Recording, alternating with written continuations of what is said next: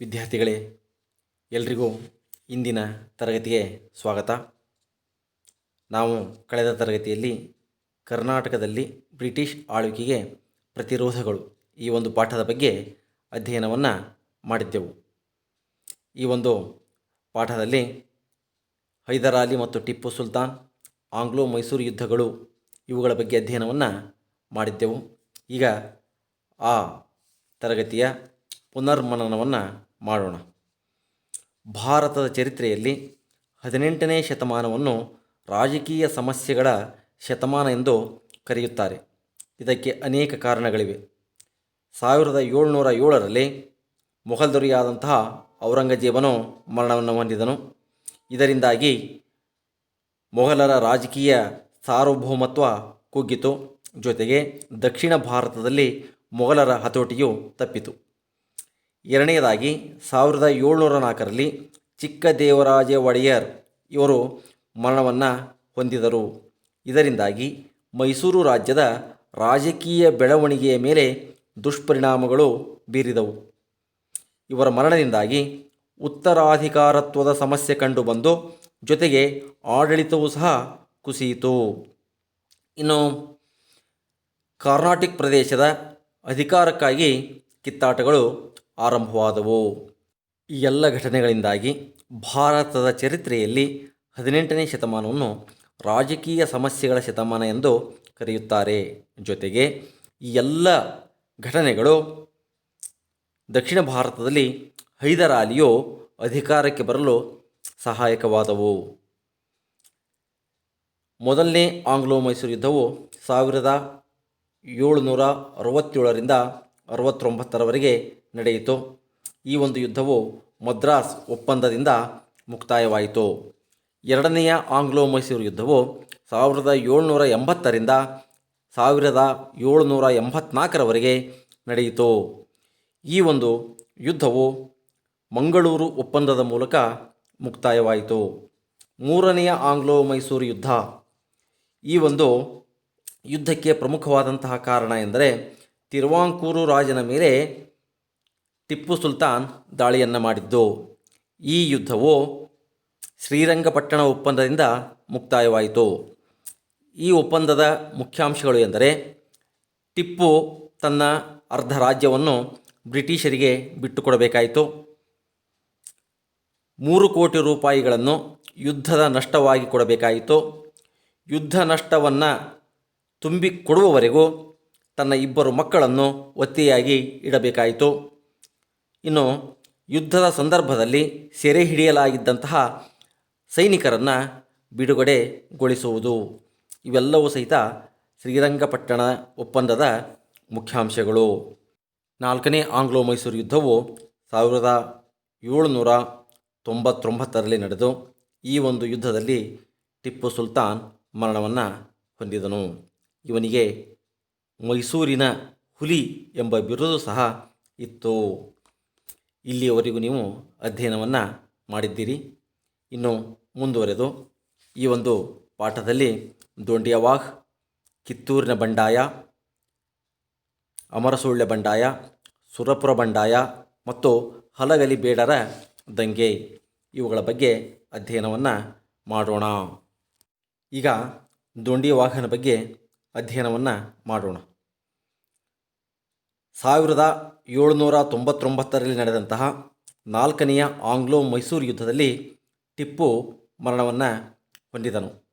ನಂತರ 19ನೇ ಶತಮಾನದ ಪೂರ್ವಾರ್ಧದಲ್ಲಿ ಬ್ರಿಟಿಷ್ ಆಳ್ವಿಕೆಯ ವಿರುದ್ಧ ಕಂಡುಬಂದಂತಹ ಪ್ರತಿಭಟನೆಗಳು ಮತ್ತು ಬಂಡಾಯಗಳು ಅತಿ ಪ್ರಮುಖವಾದಂಥ ಸ್ಥಾನವನ್ನು ಪಡೆದುಕೊಂಡಿವೆ. ಈ ಬಂಡಾಯಗಳು ಸಶಸ್ತ್ರ ಬಂಡಾಯಗಳಾಗಿದ್ದವು. ಈ ಸಶಸ್ತ್ರ ಬಂಡಾಯಗಳಲ್ಲಿ ದೊಂಡಿಯವಾಘನ ನಾಯಕತ್ವದಲ್ಲಿ ಕಂಡುಬಂದಿದ್ದಂತಹ ಸಶಸ್ತ್ರ ದಂಗೆ ಪ್ರಮುಖವಾದಂಥದ್ದು. ದೊಂಡಿಯವಾಘನು ಚೆನ್ನಗಿರಿಯ ಮರಾಠ ಕುಟುಂಬದಲ್ಲಿ ಜನಿಸಿದನು.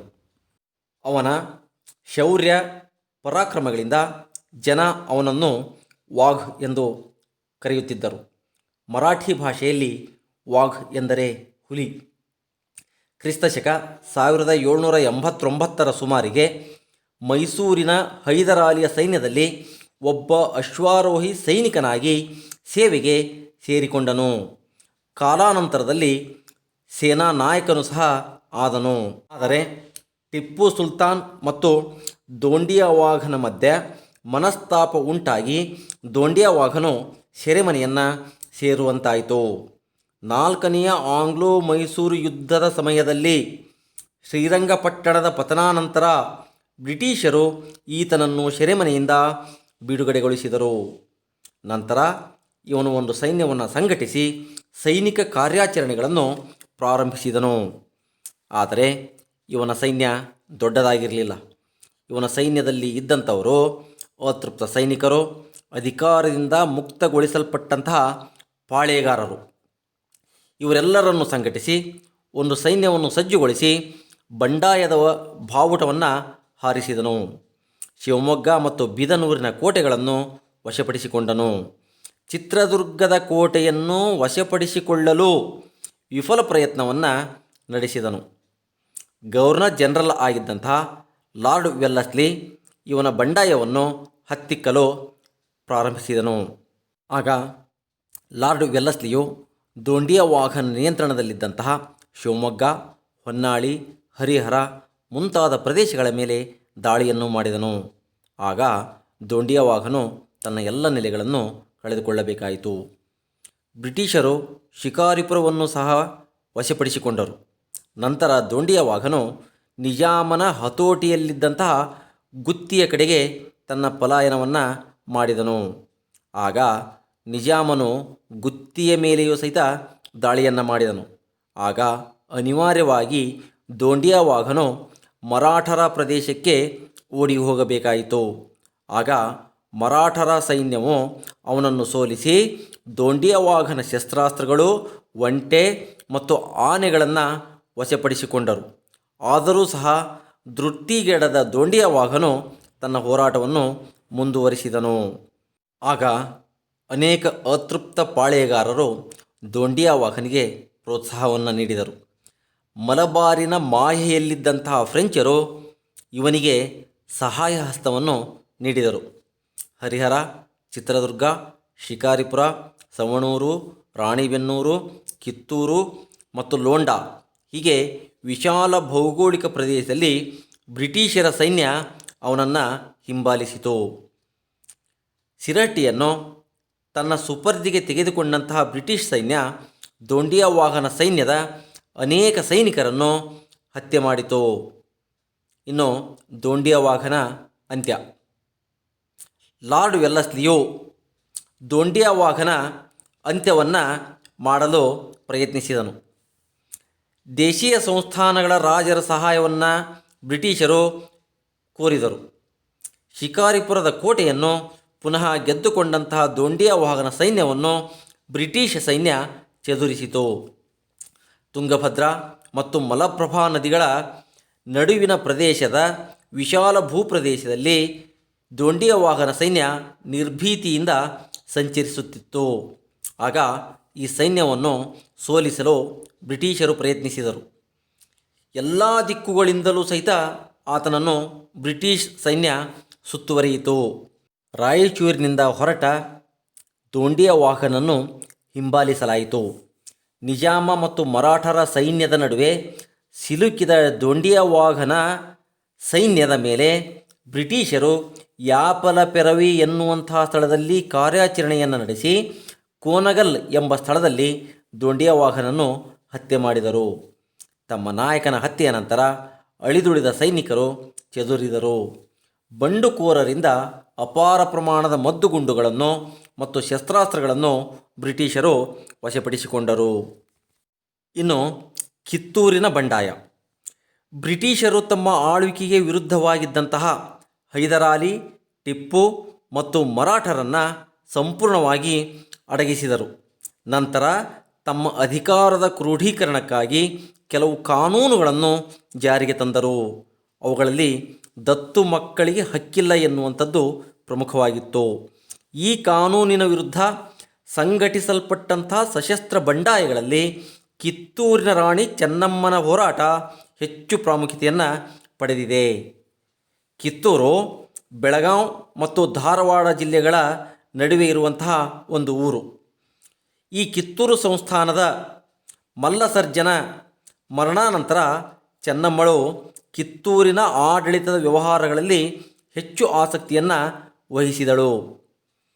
ಮಲ್ಲಸರ್ಜನ ಮರಣಾನಂತರ ಹಿರಿಯ ಮಗನಾದಂತಹ ಶಿವಲಿಂಗರುದ್ರ ಸರ್ಜಾ ಈತನು ಕಿತ್ತೂರಿನ ಆಡಳಿತವನ್ನು ನಿರ್ವಹಿಸಲು ಪ್ರಾರಂಭಿಸಿದನು.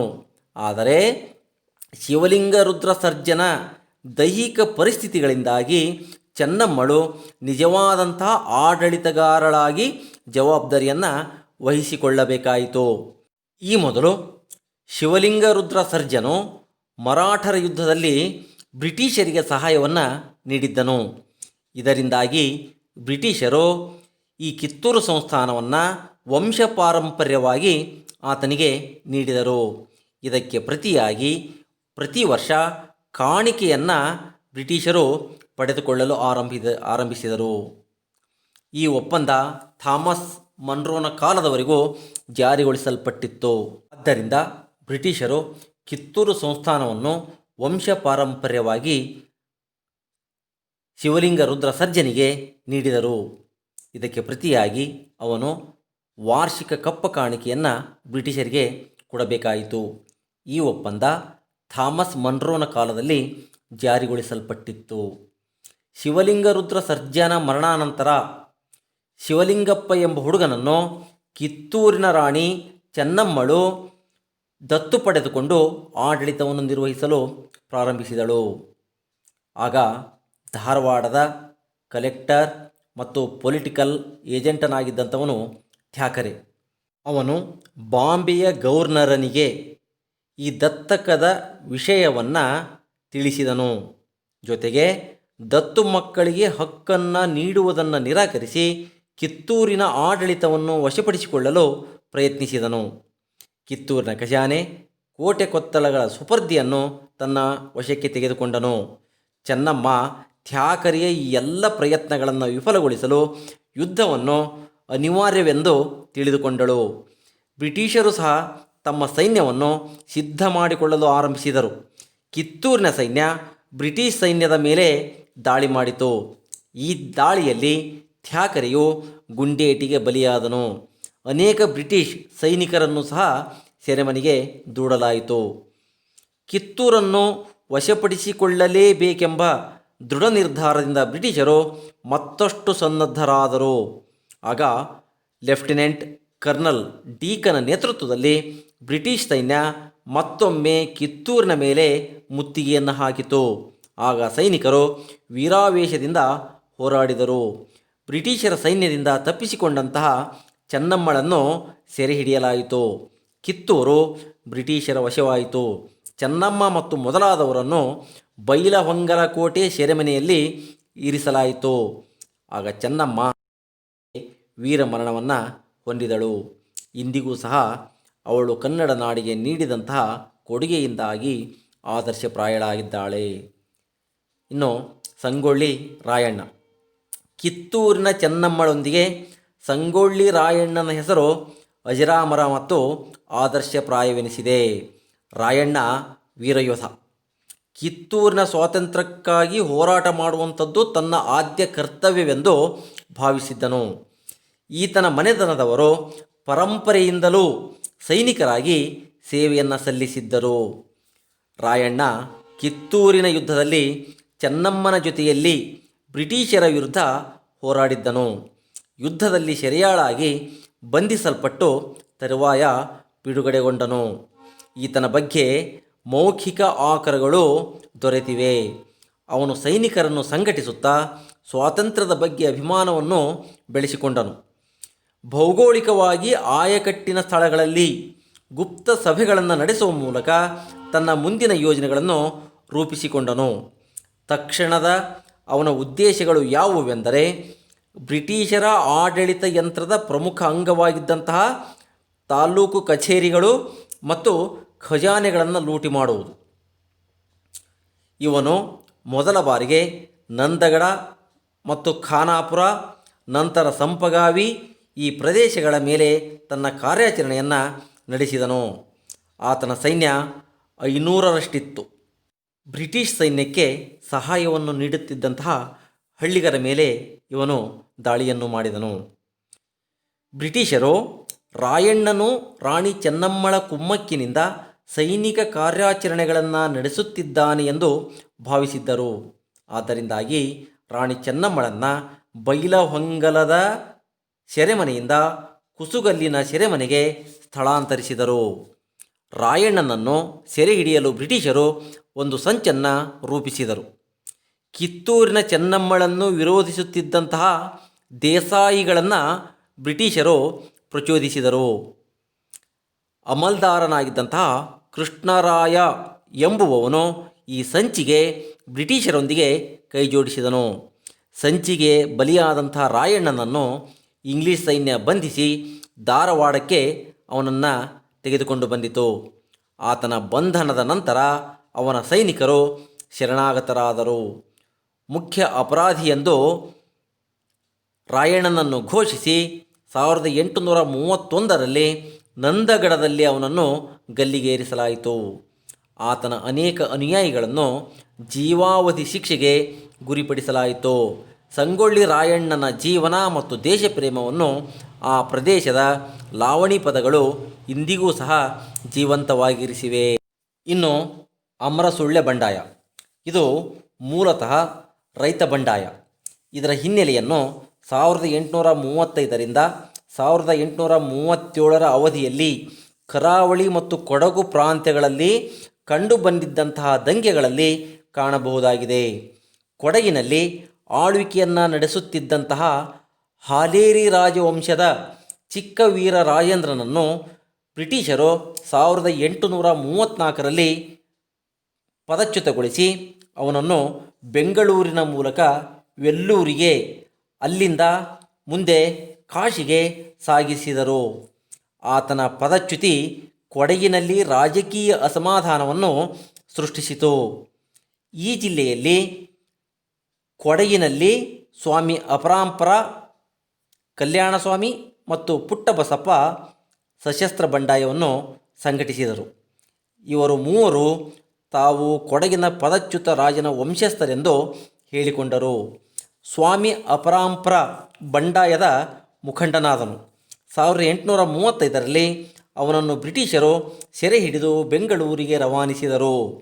ಕಲ್ಯಾಣಸ್ವಾಮಿ 1837ರಲ್ಲಿ ಬಂಧಿಸಲ್ಪಟ್ಟನು. ಅವನನ್ನು ಮೈಸೂರಿನ ಸೆರೆಮನೆಯಲ್ಲಿ ಇಡಲಾಯಿತು. ಘಟ್ಟ ಪ್ರದೇಶದಲ್ಲಿ ಈ ರೈತ ಬಂಡಾಯ ಪ್ರಾರಂಭವಾಯಿತು.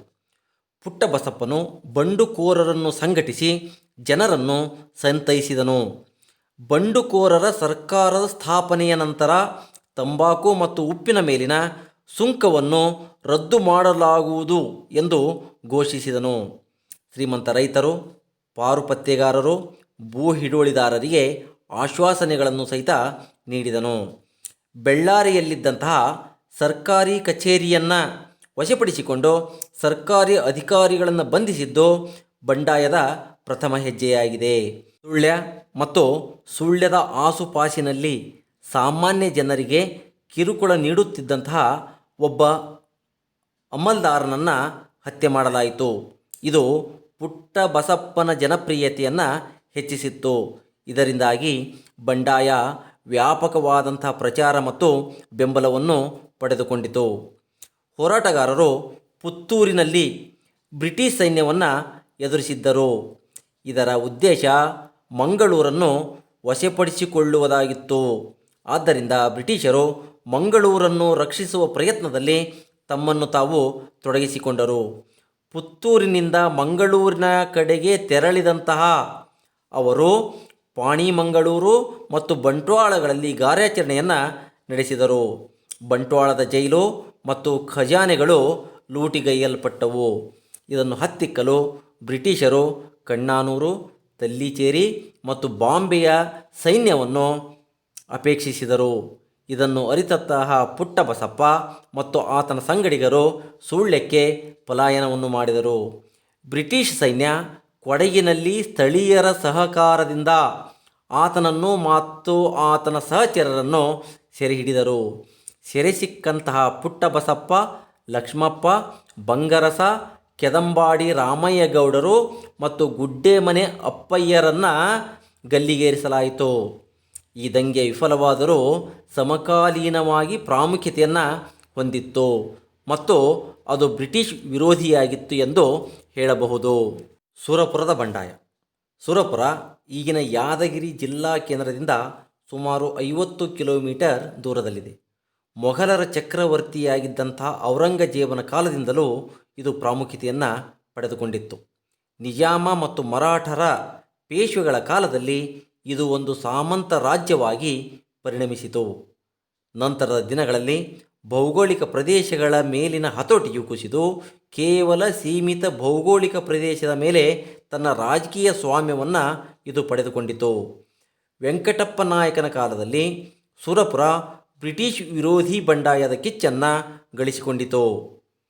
ವೆಂಕಟಪ್ಪ ನಾಯಕನು ತನ್ನ ತಂದೆ ಕೃಷ್ಣಪ್ಪ ನಾಯಕನ ಮರಣಾನಂತರ ಪಟ್ಟಕ್ಕೆ ಬಂದನು. 1834ರಲ್ಲಿ ಈತ ಜನಿಸಿದನು. ಈತನು ಅಧಿಕಾರಕ್ಕೆ ಬಂದಾಗ ಅಪ್ರಾಪ್ತ ವಯಸ್ಸಿನವನಾಗಿದ್ದನು. ಆದರೆ ಕೃಷ್ಣಪ್ಪ ನಾಯಕನ ಸಹೋದರನಾಗಿದ್ದಂತಹ ಪೆದ್ದ ನಾಯಕನು ತಗಾದೆಯನ್ನು ಮಾಡಿದನು.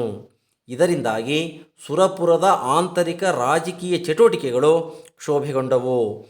ಬ್ರಿಟಿಷರು ಇದರ ಸಂಬಂಧ ಆಸಕ್ತಿಯನ್ನು ವಹಿಸಿದರು. 1842ರಲ್ಲಿ ಬ್ರಿಟಿಷರು ಮೆಡೋಸ್ ಟೇಲರ್ ಎಂಬುವನನ್ನು ಪೊಲಿಟಿಕಲ್ ಏಜೆಂಟನನ್ನಾಗಿ ನೇಮಿಸಿ ಸಂಸ್ಥಾನದ ಮೇಲೆ ತಮ್ಮ ಪರೋಕ್ಷವಾದಂಥ ಹತೋಟಿಯನ್ನು ಸ್ಥಾಪಿಸಿದರು. ಮೆಡೋಸ್ ಟೇಲರ್ ಒಬ್ಬ ಸುಧಾರಣವಾದಿಯಾಗಿದ್ದನು. ಸುರಪುರ ಸಂಸ್ಥಾನವನ್ನು ಅಭಿವೃದ್ಧಿಪಡಿಸಿದನು. ಪೆದ್ದ ನಾಯಕನನ್ನು ಸಂಸ್ಥಾನದ ದಿವಾನನನ್ನಾಗಿ ನೇಮಿಸಿದನು. ಸಂಸ್ಥಾನವನ್ನು ಸಂಪೂರ್ಣವಾಗಿ ಭೂಸಮೀಕ್ಷೆಗೆ ಒಳಪಡಿಸಿದನು. ಇದರಿಂದಾಗಿ ಸಂಸ್ಥಾನದ ಆದಾಯವು ಹೆಚ್ಚಾಯಿತು. ಹೀಗೆ ಸಂಸ್ಥಾನದ ಆದಾಯವು ಹೆಚ್ಚಾಗಲು ಇವನು ಅನುಸರಿಸಿದ ನೀತಿಗಳೇ ಕಾರಣಗಳಾಗಿದ್ದವು. ಜೊತೆಗೆ ವೆಂಕಟಪ್ಪ ನಾಯಕನಿಗೆ ಸೂಕ್ತವಾದಂತಹ ಶಿಕ್ಷಣವನ್ನು ಕೊಡಿಸುವಂತಹ ವ್ಯವಸ್ಥೆಗಳನ್ನು ಕಲ್ಪಿಸಿಕೊಟ್ಟನು. ನಂತರ 1853ರಲ್ಲಿ ವೆಂಕಟಪ್ಪ ನಾಯಕನು ಅಧಿಕಾರಕ್ಕೆ ಬಂದನು. ಇನ್ನು ಸುರಪುರದಲ್ಲಿ ನಡೆದಂತಹ ದಂಗೆ. ಬ್ರಿಟಿಷ್ ಸರ್ಕಾರವು ಸುರಪುರದ ಬೆಳವಣಿಗೆಗಳನ್ನು ಸೂಕ್ಷ್ಮವಾಗಿ ಅವಲೋಕನ ಮಾಡುತ್ತಿತ್ತು. 1857ರಲ್ಲಿ ಪ್ರಾರಂಭದ ಹೋರಾಟದಲ್ಲಿನ ನಾನಾ ಸಾಹೇಬನ ಪ್ರತಿನಿಧಿಗಳು ಸುರಪುರದಲ್ಲಿ ಇದ್ದಾರೆ ಎನ್ನುವಂತಹ ವದಂತಿ ಹರಡಿತು. ಇದರಿಂದಾಗಿ ಬ್ರಿಟಿಷರು ರಾಜನನ್ನು ಸಂಶಯದಿಂದ ನೋಡಲು ಆರಂಭಿಸಿದರು. ರಾಜನ ಅವಧಿಯಲ್ಲಿನ ಆಡಳಿತದ ಬಗ್ಗೆ ವರದಿ ನೀಡಲು ಬ್ರಿಟಿಷ್ ಸರ್ಕಾರ ಕ್ಯಾಂಪ್ಬೆಲ್ ಎಂಬ ಅಧಿಕಾರಿಯನ್ನು ನೇಮಿಸಿತು. ಇವನು ರಾಜನು ಆಡಳಿತದ ದುರ್ವ್ಯವಹಾರಗಳಲ್ಲಿ ನಿರತನಾಗಿದ್ದಾನೆ ಎಂಬ ಅಂಶವನ್ನು ವರದಿ ಮಾಡಿದನು. ವೆಂಕಟಪ್ಪ ನಾಯಕನನ್ನು ಸಾಮಾನ್ಯವಾಗಿ ಕರ್ನಾಟಕದ ಚರಿತ್ರೆಯಲ್ಲಿ 1857ರ ಕ್ರಾಂತಿಯ ನಾಯಕನೆಂದು ಇತಿಹಾಸಕಾರರು ವರ್ಣಿಸಿದ್ದಾರೆ. 1858ರಲ್ಲಿ ಬ್ರಿಟಿಷ್ ಸೈನ್ಯ ಸುರಪುರವನ್ನು ಆಕ್ರಮಿಸಿತು. ಯುದ್ಧವು ಮುಂದುವರಿಯಿತು. ಬ್ರಿಟಿಷರು ಸುರಪುರದ ಕೋಟೆಯನ್ನು ವಶಪಡಿಸಿಕೊಂಡರು. ವೆಂಕಟಪ್ಪ ನಾಯಕನ ಅಂತ್ಯಕ್ಕೆ ಸಂಬಂಧಿಸಿದಂತೆ ಅನೇಕ ರೀತಿಯಾದಂತಹ ಗೊಂದಲಗಳಿವೆ. ಕೊಪ್ಪಳದ ಬಂಡಾಯ. ಬ್ರಿಟಿಷ್ ವಿರೋಧಿ ಚಳುವಳಿ, ಸಶಸ್ತ್ರ ಬಂಡಾಯ ಮತ್ತು ದಂಗೆಗಳಲ್ಲಿ ಕೊಪ್ಪಳದಲ್ಲಿನ ದಂಗೆಯೂ ಸಹ ಪ್ರಮುಖವಾಗಿದೆ. ಕೊಪ್ಪಳ ಮತ್ತು ಅದರ ಸಮೀಪದ ಭೌಗೋಳಿಕ ಪ್ರದೇಶಗಳು ಹೈದರಾಬಾದಿನ ನಿಜಾಮನ ಆಡಳಿತ ನಿಯಂತ್ರಣಕ್ಕೆ ಒಳಪಟ್ಟಿದ್ದವು. ಆದರೂ ಸಹ ಅಲ್ಲಿ ದೌರ್ಜನ್ಯವು ಕಂಡುಬರುತ್ತಿತ್ತು. ಹೀಗಾಗಿ ಕೊಪ್ಪಳದ ಕೆಲವು ಜಮೀನ್ದಾರರು ಅನಿವಾರ್ಯವಾಗಿ ಬಂಡೆದ್ದರು. ಹೀಗೆ ತಿರುಗಿ ಬಿದ್ದವರಲ್ಲಿ ಕೊಪ್ಪಳದ ವೀರಪ್ಪನೂ ಸಹ ಪ್ರಮುಖನಾದಂಥವನು. ವೀರಪ್ಪ ಜಮೀನ್ದಾರನಾಗಿದ್ದು ಈತ ಬಂಡೆದ್ದು ಕೊಪ್ಪಳ ಮತ್ತು ಅದರ ಸಮೀಪದ ಕೋಟೆಗಳನ್ನು ತನ್ನ ಸುಪರ್ದಿಗೆ ತೆಗೆದುಕೊಂಡನು. ವೀರಪ್ಪನ ಈ ಉದ್ದೇಶದ ಮರ್ಮವನ್ನು ಅರಿತಂತಹ ಅನೇಕ ರೈತರು ಮತ್ತು ಜಮೀನ್ದಾರರು ಅವನೊಂದಿಗೆ ಕೈಜೋಡಿಸಿದರು.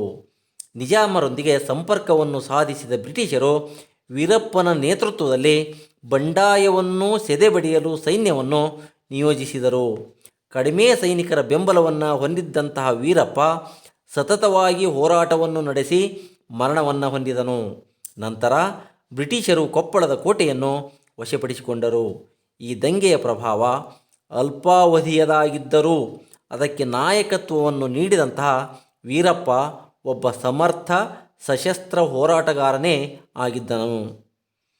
ಹಲಗಲಿಯ ಬೇಡರ ದಂಗೆ. ಬಾಗಲಕೋಟೆ ಜಿಲ್ಲೆ ಮುಧೋಳ ತಾಲೂಕಿನಲ್ಲಿ ಹಲಗಲಿ ಎನ್ನುವಂತಹ ಒಂದು ಪುಟ್ಟ ಗ್ರಾಮ. ಈ ಗ್ರಾಮವು ಹಿಂದೆ ಮುಧೋಳ ಸಂಸ್ಥಾನದ ಆಳ್ವಿಕೆಗೆ ಒಳಪಟ್ಟಿತ್ತು. 1857 ಬಂಡಾಯದ ಸಂದರ್ಭದಲ್ಲಿ ಬ್ರಿಟಿಷರು ತಮ್ಮ ಆಳ್ವಿಕೆಯ ಪ್ರದೇಶದಲ್ಲಿ ಸಶಸ್ತ್ರಗಳ ಬಳಕೆಯನ್ನು ನಿರ್ಬಂಧಿಸಿ ಒಂದು ಕಾನೂನನ್ನು ಜಾರಿಗೆ ತಂದರು. ಈ ಕಾನೂನನ್ನು ಹಲಗಲಿಗೂ ಸಹ ಅನ್ವಯಿಸಲಾಯಿತು. ಆದರೆ ಹಲಗಲಿಯ ಬೇಡರು ತಲೆತಲಾಂತರಗಳಿಂದ ಬೇಟೆಯಾಡುವ ಉದ್ದೇಶಕ್ಕೆ ಮುಕ್ತವಾಗಿ ಬಳಸುತ್ತಿದ್ದಂಥ ಬಂದೂಕುಗಳನ್ನು ಬ್ರಿಟಿಷರಿಗೆ ಒಪ್ಪಿಸಲು ಸಿದ್ಧರಿರಲಿಲ್ಲ. ಬೇಡರು ತಮ್ಮ ಪರಂಪರಾನುಗತವಾಗಿ ಬಂದಂತಹ ಹಕ್ಕನ್ನು ಉಳಿಸಿಕೊಳ್ಳುವ ಉದ್ದೇಶದಿಂದ ಬ್ರಿಟಿಷರ ವಿರುದ್ಧ ದಂಗೆ ಎದ್ದರು. ಈ ಹೋರಾಟದಲ್ಲಿ ಹಲಗಲಿಯ ಸುತ್ತಮುತ್ತಲಿನ ಪ್ರದೇಶಗಳಾದಂತಹ ಮಂಟೂರು, ಬೋದಾನಿ, ಆಲಗುಂಡಿಯ ಬೇಡರು ಹಲಗಲಿಯ ಬೇಡರೊಂದಿಗೆ ಕೈಜೋಡಿಸಿದರು. ಇವರ ಬಂಡಾಯವನ್ನು ಹತ್ತಿಕ್ಕಲು ನವೆಂಬರ್ನಲ್ಲಿ ಇಂಗ್ಲಿಷರ ಸೇನೆ ಹಲಗಲಿಯ ಗ್ರಾಮವನ್ನು ತಲುಪಿತು. ಬಂಡಾಯವೆದ್ದಂತಹ ಬೇಡರನ್ನು ನಿಷ್ಕಾರುಣ್ಯವಾಗಿ ಅತ್ಯಂತ ದಮನಕಾರಿಯಾಗಿ ಇಂಗ್ಲಿಷರು ಹತ್ತಿಕ್ಕಿದರು. ಬಂಡಾಯಗಾರರನ್ನು ಗಲ್ಲಿಗೇರಿಸುವುದರ ಮೂಲಕ ಈ ಬಂಡಾಯವನ್ನು ಕೊನೆಗೊಳಿಸಿದರು. ವಿದ್ಯಾರ್ಥಿಗಳೇ, ಇಲ್ಲಿಯವರೆಗೂ ನೀವು ಕರ್ನಾಟಕದಲ್ಲಿ ಬ್ರಿಟಿಷ್ ಆಳ್ವಿಕೆಗೆ ಪ್ರತಿರೋಧಗಳು ಈ ಪಾಠದಲ್ಲಿ ದೊಂಡಿಯವಾಗ್, ಕಿತ್ತೂರಿನ ಬಂಡಾಯ, ಅಮರಸೊಳ್ಳೆ ಬಂಡಾಯ, ಸೂರಪುರ ಬಂಡಾಯ, ಹಲಗಲಿಯ ಬೇಡರ ದಂಗೆ ಈ ಎಲ್ಲ ಅಂಶಗಳ ಬಗ್ಗೆ ತಿಳಿದುಕೊಂಡ್ರೆ ವಿದ್ಯಾರ್ಥಿಗಳೇ, ಈ ಒಂದು ಪಾಠದ ಮೇಲೆ ಪುನರ್ಮನನವನ್ನು ಮಾಡೋಣ. ಭಾರತದ ಇತಿಹಾಸದಲ್ಲಿ 18ನೇ ಶತಮಾನವನ್ನು ರಾಜಕೀಯ ಸಮಸ್ಯೆಗಳ ಶತಮಾನವೆಂದು ಕರೆಯುತ್ತಾರೆ. ಏಕೆ? ಮೊದಲನೇದಾಗಿ 1707ರಲ್ಲಿ ಔರಂಗಜೇಬನು ಮರಣ ಹೊಂದಿದ್ದರಿಂದಾಗಿ ದಕ್ಷಿಣ ಭಾರತದಲ್ಲಿ ಮೊಘಲರ ರಾಜಕೀಯ ಹತೋಟಿ ತಪ್ಪಿತು. ಕರ್ನಾಟಿಕ್ ಪ್ರದೇಶದಲ್ಲಿ ಅಧಿಕಾರಕ್ಕಾಗಿ ಕಿತ್ತಾಟಗಳು ಆರಂಭವಾದವು. 1704ರಲ್ಲಿ ಚಿಕ್ಕದೇವರಾಜ ಒಡೆಯರ್ ಮರಣವನ್ನು ಹೊಂದಿದ್ದರಿಂದಾಗಿ ಉತ್ತರಾಧಿಕಾರತ್ವದ ಸಮಸ್ಯೆ ಕಂಡುಬಂದು ಆಡಳಿತವು ಕುಸಿಯಿತು. ಈ ಎಲ್ಲ ಕಾರಣಗಳಿಂದಾಗಿ ಭಾರತ ಇತಿಹಾಸದಲ್ಲಿ 18ನೇ ಶತಮಾನವನ್ನು ರಾಜಕೀಯ ಸಮಸ್ಯೆಗಳ ಶತಮಾನ ಎಂದು ಕರೆಯುತ್ತಾರೆ. ಜೊತೆಗೆ ಈ ಎಲ್ಲ ಕಾರಣಗಳಿಂದಾಗಿ ದಕ್ಷಿಣ ಭಾರತದಲ್ಲಿ, ಅದರಲ್ಲೂ ಮೈಸೂರು ಸಂಸ್ಥಾನದಲ್ಲಿ ಹೈದರಾಲಿಯು ಪ್ರಾಮುಖ್ಯತೆಗೆ ಬರಲು ಕಾರಣವಾಯಿತು. ಮೊದಲನೇ ಆಂಗ್ಲೋ ಮೈಸೂರು ಯುದ್ಧ. ಈ ಮೊದಲನೇ ಆಂಗ್ಲೋ ಮೈಸೂರು ಯುದ್ಧವು 1769ರಲ್ಲಿ ಮದ್ರಾಸ್ ಒಪ್ಪಂದಕ್ಕೆ ಸಹಿಯನ್ನು ಹಾಕುವುದರ ಮೂಲಕ ಮುಕ್ತಾಯವಾಯಿತು. ಎರಡನೆಯ ಆಂಗ್ಲೋ ಮೈಸೂರು ಯುದ್ಧ. ಈ ಎರಡನೆಯ ಆಂಗ್ಲೋ ಮೈಸೂರು ಯುದ್ಧಕ್ಕೆ ಕಾರಣ ಬ್ರಿಟಿಷರು ಮಾಹೆಯನ್ನು ವಶಪಡಿಸಿಕೊಂಡಿದ್ದು. ಈ ಯುದ್ಧವು 1784ರಲ್ಲಿ ಮಂಗಳೂರು ಒಪ್ಪಂದದ ಮೂಲಕ ಮುಕ್ತಾಯವಾಯಿತು. ಮೂರನೆಯ ಆಂಗ್ಲೋ ಮೈಸೂರು ಯುದ್ಧ. ಈ ಯುದ್ಧಕ್ಕೆ ಕಾರಣವೆಂದರೆ ತಿರುವಾಂಕೂರಿನ ರಾಜನ ಮೇಲೆ ಟಿಪ್ಪು ಸುಲ್ತಾನ್ ದಾಳಿಯನ್ನು ಮಾಡಿದ್ದು. ಈ ಯುದ್ಧವು 1792ರಲ್ಲಿ ಶ್ರೀರಂಗಪಟ್ಟಣ ಒಪ್ಪಂದಕ್ಕೆ ಸಹಿ ಹಾಕುವುದರ ಮೂಲಕ ಮುಕ್ತಾಯವಾಯಿತು. ಈ ಶ್ರೀರಂಗಪಟ್ಟಣ ಒಪ್ಪಂದದ ಮುಖ್ಯಾಂಶಗಳೆಂದರೆ ಟಿಪ್ಪು ಸುಲ್ತಾನ್ ತನ್ನ ಅರ್ಧ ರಾಜ್ಯವನ್ನು ಇಂಗ್ಲಿಷರಿಗೆ ಬಿಟ್ಟುಕೊಡಬೇಕು, 3 ಕೋಟಿ ರೂಪಾಯಿಗಳನ್ನು ಯುದ್ಧದ ಭರ್ತಿಯಾಗಿ ಕೊಡುವುದು, ಯುದ್ಧ ನಷ್ಟ ಭರ್ತಿಗೆ ಗ್ಯಾರಂಟಿಯಾಗಿ ತನ್ನ 2 ಮಕ್ಕಳನ್ನು ಒತ್ತೆಯಾಗಿ ಇಡುವುದು, ಯುದ್ಧದ ಸಂದರ್ಭದಲ್ಲಿ ಸೆರೆಯಾಗಿ ಹಿಡಿದಿದ್ದಂತಹ ಸೈನಿಕರನ್ನು ಬಿಡುಗಡೆಗೊಳಿಸುವುದು. ಇವೆಲ್ಲವೂ ಮೂರನೆಯ ಆಂಗ್ಲೋ ಮೈಸೂರು ಯುದ್ಧದ ಮೂಲಕ ಮುಕ್ತಾಯವಾದಂತಹ ಶ್ರೀರಂಗಪಟ್ಟಣ ಒಪ್ಪಂದದ ಮುಖ್ಯಾಂಶಗಳು. ದೊಂಡಿಯವಾಗ್ ಬ್ರಿಟಿಷರ ವಿರುದ್ಧ ಹೋರಾಟದಲ್ಲಿ ಹೋರಾಡಿದ ಕ್ರಮವನ್ನು ವಿಶ್ಲೇಷಿಸಿ. ಶ್ರೀರಂಗಪಟ್ಟಣದ ಪತನಾನಂತರ ಬ್ರಿಟಿಷರು ದೊಂಡಿಯವಾಘನನ್ನು ಸೆರೆಮನೆಯಿಂದ ಬಿಡುಗಡೆಗೊಳಿಸಿದರು. ನಂತರ ಇವನು ಒಂದು ಸೈನ್ಯವನ್ನು ಸಂಘಟಿಸಿ ಸೈನಿಕ ಕಾರ್ಯಾಚರಣೆಯನ್ನು ಆರಂಭಿಸಿದನು. ಇವನ ಸೈನ್ಯದಲ್ಲಿ ಅತೃಪ್ತ ಸೈನಿಕರು, ಅಧಿಕಾರದಿಂದ ಮುಕ್ತಗೊಳಿಸಲ್ಪಟ್ಟಂತಹ ಪಾಳೆಯಗಾರರು ಇದ್ದರು. ಈತ ಶಿವಮೊಗ್ಗ, ಬಿದನೂರಿನ ಕೋಟೆಗಳನ್ನು ವಶಪಡಿಸಿಕೊಂಡನು. ಚಿತ್ರದುರ್ಗದ ಕೋಟೆಯನ್ನು ವಶಪಡಿಸಿಕೊಳ್ಳಲು ವಿಫಲ ಪ್ರಯತ್ನಗಳನ್ನು ನಡೆಸಿದನು. ಆಗ ಗವರ್ನರ್ ಜನರಲ್ ಆಗಿದ್ದಂತಹ ಲಾರ್ಡ್ ವೆಲ್ಲೆಸ್ಲಿ ಇವನ ಬಂಡಾಯವನ್ನು ಹತ್ತಿಕ್ಕಲು ಪ್ರಾರಂಭಿಸಿದನು. ದೊಂಡಿಯವಾಹನ ನಿಯಂತ್ರಣದಲ್ಲಿದ್ದಂತಹ ಶಿವಮೊಗ್ಗ, ಹೊನ್ನಾಳಿ, ಹರಿಹರ ಮುಂತಾದ ಪ್ರದೇಶಗಳ ಮೇಲೆ ವೆಲ್ಲೆಸ್ಲಿಯ ಸೈನ್ಯ ಆಕ್ರಮಣವನ್ನು ನಡೆಸಿತು. ಆಗ ದೊಂಡಿಯವಾಹನು ತನ್ನ ನೆಲೆಯನ್ನು ಕಳೆದುಕೊಂಡು ಗುತ್ತಿಗೆ ಪಲಾಯನಗೈದನು. ಅಲ್ಲಿಂದ ಮುಂದೆ ಮರಾಠರ ಪ್ರದೇಶಕ್ಕೆ ಓಡಿ ಹೋದನು. ಆದರೆ ಮರಾಠರ ಸೈನ್ಯ ಅವನನ್ನು ಸೋಲಿಸಿ ಅವನ ಶಸ್ತ್ರಾಸ್ತ್ರಗಳು, ಒಂಟೆ ಮತ್ತು ಆನೆಗಳನ್ನು ವಶಪಡಿಸಿಕೊಂಡರು. ಆದರೂ ಸಹ ದೊಂಡಿಯವಾಹನು ಧೃತಿಗೆಡದೆ ಹೋರಾಟವನ್ನು ಮುಂದುವರಿಸಿದನು.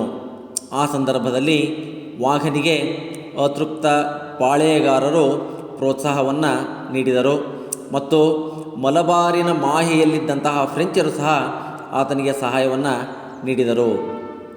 ಹರಿಹರ, ಚಿತ್ರದುರ್ಗ, ಶಿಕಾರಿಪುರ, ಸವಣೂರು, ರಾಣೆಬೆನ್ನೂರು, ಕಿತ್ತೂರು ಮತ್ತು ಲೋಂಡಾ ಹೀಗೆ ವಿಶಾಲ ಭೌಗೋಳಿಕ ಪ್ರದೇಶದಲ್ಲಿ ಬ್ರಿಟಿಷರ ಸೈನ್ಯ ಅವನನ್ನು ಹಿಂಬಾಲಿಸಿತು. ನಂತರ ಶಿರಹಟ್ಟಿಯನ್ನು ತನ್ನ ಸುಪರ್ದಿಗೆ ತೆಗೆದುಕೊಂಡನು. ಆಗ ಬ್ರಿಟಿಷ್ ಸೈನ್ಯ ದೊಂಡ್ಯಾನ ಸೈನ್ಯದ ಅನೇಕ ಸೈನಿಕರನ್ನು ಹತ ಮಾಡಿತು. ಮುಂದೆ ತುಂಗಭದ್ರಾ ಮತ್ತು ಮಲಪ್ರಭಾ ನದಿಗಳ ನಡುವಿನ ಪ್ರದೇಶದಲ್ಲಿ ನಿರ್ಭೀತಿಯಿಂದ ಜೀವನ ನಡೆಸುತ್ತಿದ್ದಂತಹ ದೊಂಡ್ಯಾನ ಸೈನ್ಯವನ್ನು ಸೋಲಿಸಲು ಬ್ರಿಟಿಷರು ಪ್ರಯತ್ನಿಸಿದರು. ಎಲ್ಲ ದಿಕ್ಕುಗಳಿಂದಲೂ ಆತನನ್ನು ಬ್ರಿಟಿಷ್ ಸೈನ್ಯ ಸುತ್ತುವರಿಯಿತು. ನಿಜಾಮ ಮತ್ತು ಮರಾಠರ ಸೈನ್ಯದ ನಡುವೆ ಸಿಲುಕಿದಂತಹ ದೊಂಡ್ಯಾನ ನೇತೃತ್ವದಲ್ಲಿನ ಸೈನ್ಯದ ಮೇಲೆ ಬ್ರಿಟಿಷರು ಯಾಪಲಪೆರವಿ ಎಂಬ ಸ್ಥಳದಲ್ಲಿ ಕಾರ್ಯಾಚರಣೆಯನ್ನು ನಡೆಸಿ ಕೋನಗಲ್ ಎಂಬ ಸ್ಥಳದಲ್ಲಿ ಅವನನ್ನು ಹತ್ಯೆಗೈದರು. ಸ್ವಾತಂತ್ರ್ಯ ಹೋರಾಟದಲ್ಲಿ ಕಿತ್ತೂರಿನ ರಾಣಿ ಚೆನ್ನಮ್ಮಳ ಪಾತ್ರವನ್ನು ವಿವರಿಸಿ. ವಿದ್ಯಾರ್ಥಿಗಳೇ, ಕಿತ್ತೂರಿನ ಒಂದು ಬಂಡಾಯದಲ್ಲಿ ವೀರರಾಣಿ ಚೆನ್ನಮ್ಮಳ ಪಾತ್ರ ಅತ್ಯಂತ ಪ್ರಮುಖವಾದಂಥದ್ದು. ಕಿತ್ತೂರು ಸಂಸ್ಥಾನದ ಮಲ್ಲಸರ್ಜನ ಮರಣಾನಂತರ ರಾಣಿ ಚೆನ್ನಮ್ಮ ಕಿತ್ತೂರಿನ ಆಡಳಿತದಲ್ಲಿ ಹೆಚ್ಚು ಆಸಕ್ತಿಯನ್ನು ವಹಿಸಿಕೊಂಡಳು. ಮಲ್ಲಸರ್ಜನ ಮರಣಾನಂತರ ಅವನ ಹಿರಿಯ ಮಗನಾದಂಥ ಶಿವಲಿಂಗರುದ್ರ ಸರ್ಜಾ ಕಿತ್ತೂರಿನ ಆಡಳಿತವನ್ನು ನಿರ್ವಹಿಸಲು ಪ್ರಾರಂಭಿಸಿದನು. ಆದರೆ ಶಿವಲಿಂಗರುದ್ರ ಸರ್ಜಾನ ಮರಣಾನಂತರ ರಾಣಿ ಚೆನ್ನಮ್ಮಳು ಶಿವಲಿಂಗಪ್ಪ ಎಂಬ ಹುಡುಗನನ್ನು ದತ್ತು ತೆಗೆದುಕೊಂಡಳು. ಈ ವಿಷಯವನ್ನು ಧಾರವಾಡದ ಕಲೆಕ್ಟರ್ ಮತ್ತು ಪೊಲಿಟಿಕಲ್ ಏಜೆಂಟನಾಗಿದ್ದಂತಹ ಥ್ಯಾಕರೆ ಬಾಂಬೆಯ ಗವರ್ನರನಿಗೆ ಈ ವರದಿಯನ್ನು ಸಲ್ಲಿಸಿದನು. ದತ್ತು ಮಕ್ಕಳಿಗೆ ಹಕ್ಕನ್ನು ನೀಡುವುದನ್ನು ನಿರಾಕರಿಸಿ ಕಿತ್ತೂರಿನ ಆಡಳಿತವನ್ನು ವಶಪಡಿಸಿಕೊಳ್ಳಲು ಪ್ರಯತ್ನಿಸಿದನು. ಕಿತ್ತೂರಿನ ಖಜಾನೆ, ಕೋಟೆ ಕೊತ್ತಲಗಳ ಸುಪರ್ದಿಯನ್ನು ತನ್ನ ವಶಕ್ಕೆ ತೆಗೆದುಕೊಂಡನು. ಚೆನ್ನಮ್ಮ ಥ್ಯಾಕರೆಯ ಈ ಪ್ರಯತ್ನಗಳನ್ನು ವಿಫಲಗೊಳಿಸಲು ಯುದ್ಧ ಅನಿವಾರ್ಯವೆಂದು ತಿಳಿದು ಅವನೊಂದಿಗೆ ಯುದ್ಧವನ್ನು ಮಾಡಲು ಆರಂಭ ಮಾಡಿದಳು. ಕಿತ್ತೂರಿನ ಸೈನ್ಯ ಬ್ರಿಟಿಷ್ ಸೈನ್ಯದ ಮೇಲೆ ದಾಳಿಯನ್ನು ಮಾಡಿತು. ಈ ದಾಳಿಯಲ್ಲಿ ಥ್ಯಾಕರೆ ಗುಂಡೇಟಿಗೆ ಬಲಿಯಾದನು. ಕಿತ್ತೂರನ್ನು ವಶಪಡಿಸಿಕೊಳ್ಳಲೇಬೇಕೆಂಬ ದೃಢ ನಿರ್ಧಾರದಿಂದ ಬ್ರಿಟಿಷರು ಮತ್ತಷ್ಟು ಸನ್ನದ್ಧರಾದರು. ಲೆಫ್ಟಿನೆಂಟ್ ಕರ್ನಲ್ ಡೀಕನ ನೇತೃತ್ವದಲ್ಲಿ ಬ್ರಿಟಿಷ್ ಸೈನ್ಯ ಕಿತ್ತೂರಿನ ಮೇಲೆ ಮುತ್ತಿಗೆಯನ್ನು ಹಾಕಿತು. ಈ ಯುದ್ಧದಲ್ಲಿ ಸೈನಿಕರು ವೀರಾವೇಶದಿಂದ ಹೋರಾಡಿದರು. ಬ್ರಿಟಿಷರ ಸೈನ್ಯದಿಂದ ತಪ್ಪಿಸಿಕೊಂಡಂತಹ ಚೆನ್ನಮ್ಮನನ್ನು ಸೆರೆಹಿಡಿಯಲಾಯಿತು. ಚೆನ್ನಮ್ಮ ಮತ್ತು ಮುಂತಾದಂಥವರನ್ನು ಬೈಲಹೊಂಗಲ ಕೋಟೆಯ ಸೆರೆಮನೆಯಲ್ಲಿ ಇರಿಸಲಾಯಿತು. ಸ್ವಾತಂತ್ರ್ಯ ಹೋರಾಟದಲ್ಲಿ ಸಂಗೊಳ್ಳಿ ರಾಯಣ್ಣನ ಪಾತ್ರ. ಸಂಗೊಳ್ಳಿ ರಾಯಣ್ಣನ ಬಗ್ಗೆ ಮೌಖಿಕವಾದಂತಹ ಆಕರಗಳು ಲಭ್ಯವಿವೆ. ಇವನು ಸೈನಿಕರನ್ನು ಸಂಘಟಿಸುತ್ತಾ ಸ್ವಾತಂತ್ರ್ಯದ ಬಗ್ಗೆ ಅಭಿಮಾನವನ್ನು ಬೆಳೆಸಿಕೊಂಡನು.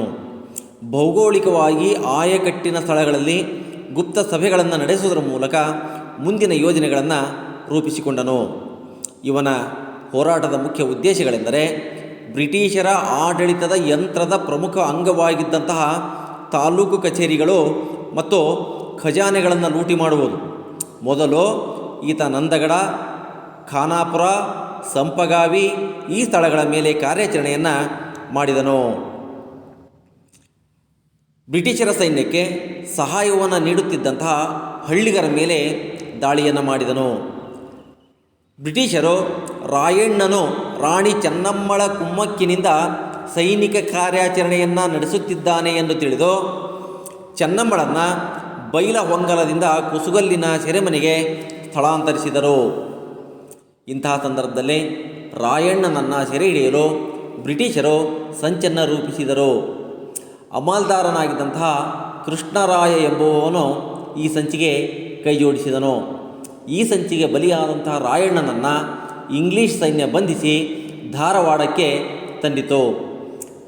ಆತನ ಬಂಧನವನ್ನು ಮಾಡಿದ ನಂತರ ಆತನ ಸೈನಿಕರು ಸಹ ಶರಣಾದರು. ಇವನನ್ನು ಮುಖ್ಯ ಅಪರಾಧಿ ಎಂದು ಘೋಷಿಸಿ 1831ರಲ್ಲಿ ನಂದಗಡದಲ್ಲಿ ಅವನನ್ನು ಗಲ್ಲಿಗೇರಿಸಲಾಯಿತು.